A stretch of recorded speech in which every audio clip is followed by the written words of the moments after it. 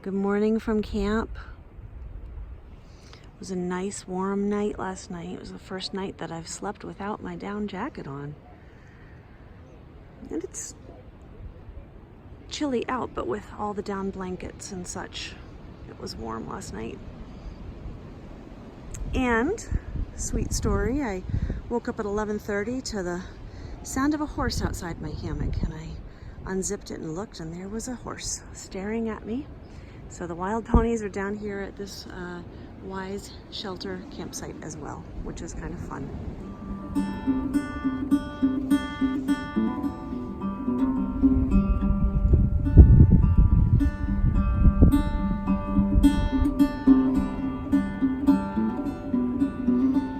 Whispers call me baby, I'll call you dear. When words are like the pictures of time, moments shedding tears, lost to sleep. Maybe this time I wrote myself too deep. All these years just staring at my watch, spend the rest of them just trying to recall. What I misplaced is nothing worth a cent. Greedy man justifies before he repents.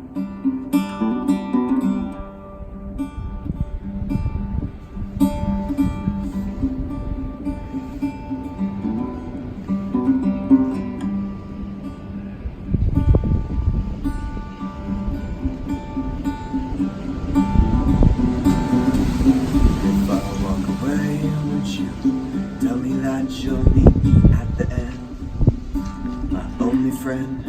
And if I told a lie, would you tell me that you'll be there by my side? I don't have to hide, I'm alright. I'm alright. I'm alright. I'm fine.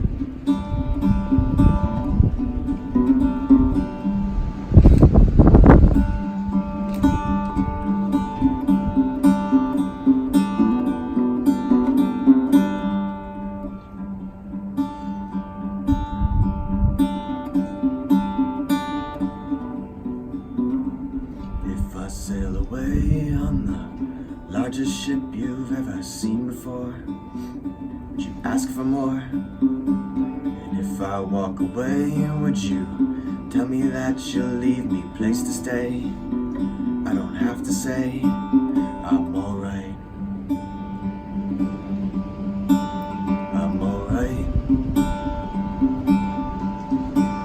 I'm alright. I'm fine.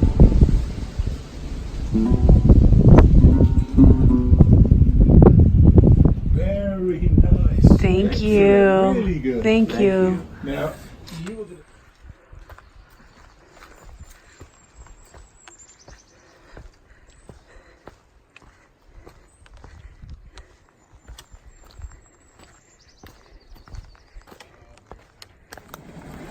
Love these rocky, mossy, fairy tale-ish sort of areas.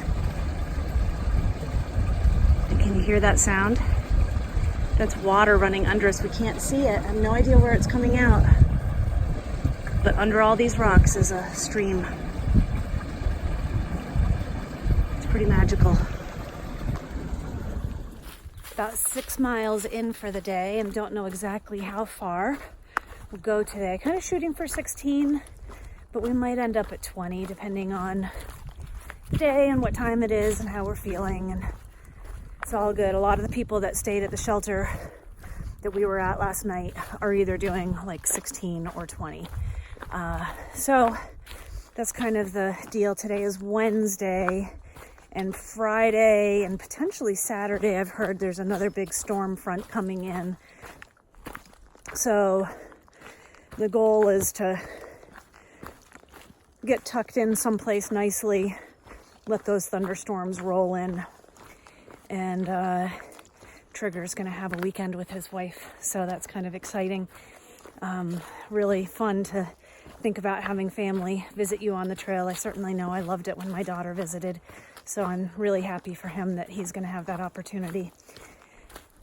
And just been thinking about my trip so far and how, you know, the hiking is becoming more of a conduit for the experiences and getting to know people and know people's stories. And I'm not sharing those on video because those are private and personal conversations that I'm having with people, and not having them in mind that I'm going to be sharing them publicly. But it has been amazing. You know, we're at 500 miles now, past 500 miles, and the people that are on the trail now seem to be starting to dig deep. You know, we're just starting to hit like the steady 18 to 20 mile day range for at least the people that I'm with now. And people have been on the trail for anywhere from, 6 weeks to 8 weeks. And the fences are starting to come down, if that makes sense. You know, I shared with you last week about my thoughts about my body image and how grateful I am to my body for doing this, and not planning to weigh myself while I'm on the trail. I'm not planning to really focus on any of that. I just really want to be grateful for the strength that my body has. You know, so I kind of started revealing a little bit about what's coming out of my journey for me. And at the same time, I'm noticing as I get into deeper conversations with people, you know, you see people at camp for a few nights and learn their names and get the superficial story of where they're from and what stage of life they're in. And then all of a sudden one day you'll be walking and you bump into them and you walk together for 2 hours, 3 hours, unexpectedly. And a lot of real story sharing starts happening. And it's very cathartic. And I think it's taken this long.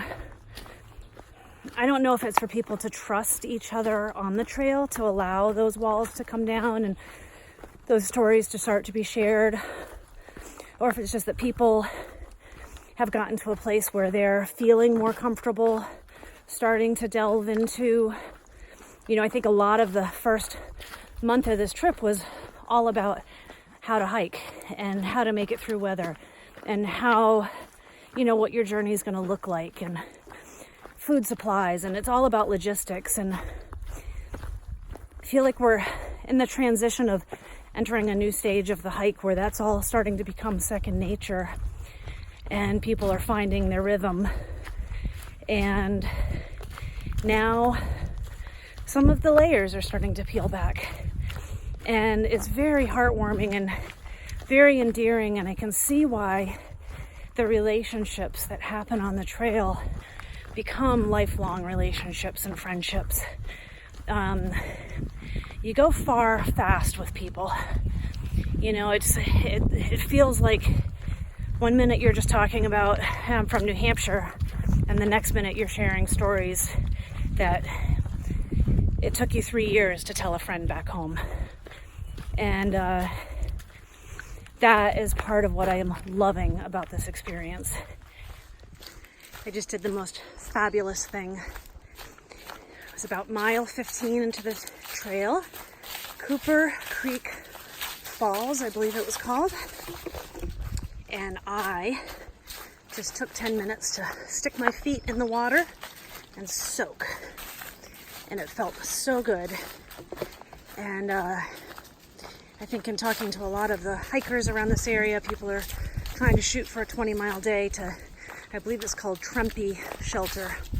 So that little exercise, I think, just really extended the longevity of my day. And I need to make a mental note of that, to do that more often on long days, especially as it's getting warmer and feet get tired. So Note to self, stop and put your feet in the river midday. Don't just wait till the end of the day. It was pretty amazing.